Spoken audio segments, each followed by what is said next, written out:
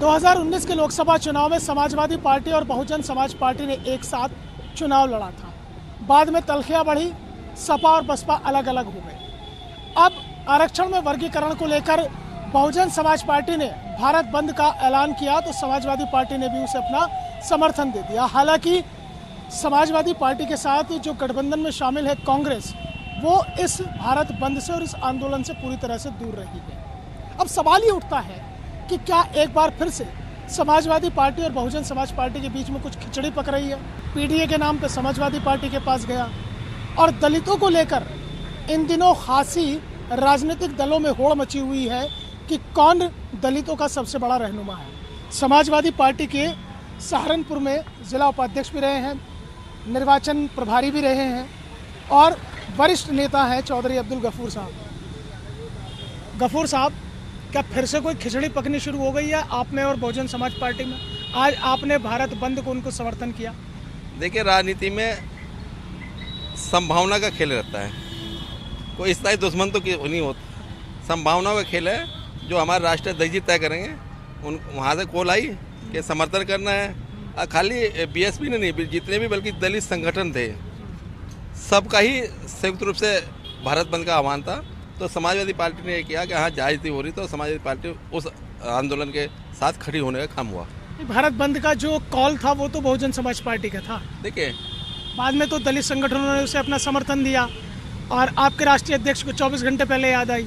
देखिए, राष्ट्रीय अध्यक्ष जी ने ये महसूस किया कि वास्तव में किसी भी समाज के साथ अगर जायज़ होगी तो समाजवादी पार्टी हमेशा उनके साथ खड़ी रहेगी। इसलिए ये जो पीडीए जननायक, पीडीए के जननायक माननीय अखिलेश यादव जी ने जो नारा दिया पीडीए का, वो इसलिए ही दिया था कि हम पीड़ित, शोषित, अल्पसंख्यक, पिछड़ा, दलित सबके साथ खड़े होंगे, चाहे वो किसी भी धर्म का हो, किसी भी जाति का हो। जिसके साथ अन्याय होगा उसके साथ खड़े होंगे। जिसको हक नहीं मिला राजनीति में उसको आगे बढ़ाने का काम करेंगे। अच्छा, एक बात बताइए, आपने कहा कि संभावनाओं का खेल होता है राजनीति में, तो संभावनाएं हो सकती हैं कि बहन जी और बुआ जी फिर साथ आ जाएं?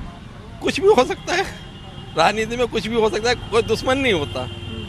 जनता जब चाहती है, जब नेता इकट्ठे हो जाते हैं, जब नेता चाहती है तो जनता भी इकट्ठी हो जाती है। तो ये तो चलता है, इसमें कोई बड़ी बात नहीं है। जनता जो चाहती है वो नेताओं को मानना पड़ता है। जैसे भी लोकसभा का चुनाव जनता ने लड़ा, पीडीए मजबूत हुआ। हाँ, अगर कहीं कांग्रेस उसी पीडीए के फार्मूले पर पूरे देश के अंदर चुनाव लड़ती तो हो सकता है कि 2024 की सरकार जो है वो इंडिया गठबंधन की होती है। आपने बहुत बड़ी बात कही कि कांग्रेस ने पीडीए के साथ जाकर चुनाव नहीं लड़ा है, केवल यूपी में पीडीए का फायदा कांग्रेस को भी हुआ और समाजवादी पार्टी को भी हुआ है। तो यानी कि उधर तलखियां बढ़ रही हैं, इधर नजदीकियां बढ़ रही हैं। देखिए, कांग्रेस ने उधर तलखियां, इधर नजदीकियां। देखिए, कांग्रेस ने यूपी में तो चुनाव लड़ा पीडीए के नारे पे, लेकिन उत्तर प्रदेश के बाहर नहीं मैसेज जा पाया। तो वो हमारी तो गलती नहीं थी, हमने तो प्रदेश को देखने का काम किया।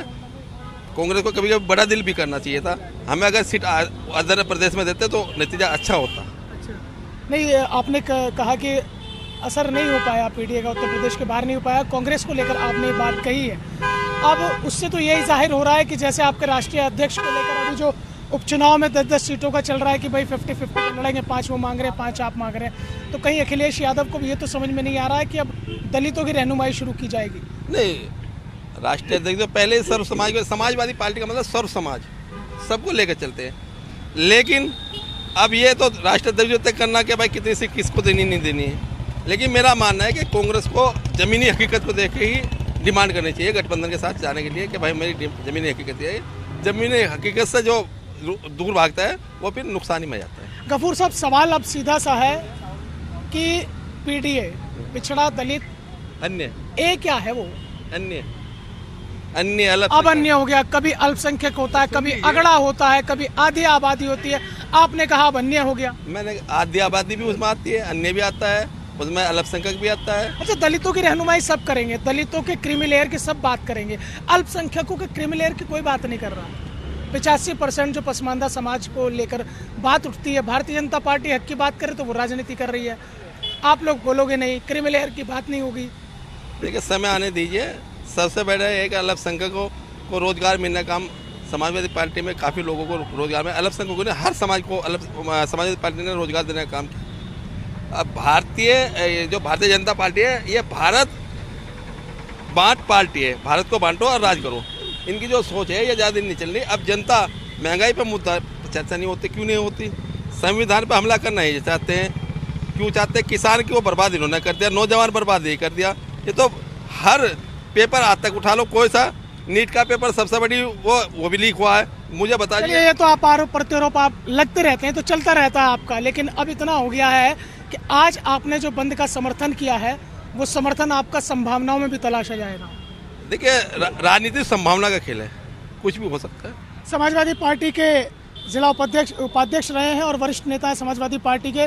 जिस तरह से इन्होंने बातचीत का एक लब्बोलुआब निकल कर आया कि राजनीति संभावनाओं का और अनिश्चितताओं का एक पूरी तरह से समीकरण बनाकर चलता है, तो हो सकता है कि भविष्य में ये जो खिचड़ी अभी मौजूदा वक्त में पक रही है, ये पूरी तरह से तैयार होकर राजनीति की प्लेट में परोसी भी जा सकती है। वीडियो जर्नलिस्ट मूलचंद चौहान और अपने सहयोगी विनीत शर्मा के साथ मोहसिन खान, न्यूज़ 1 इंडिया, सहारनपुर।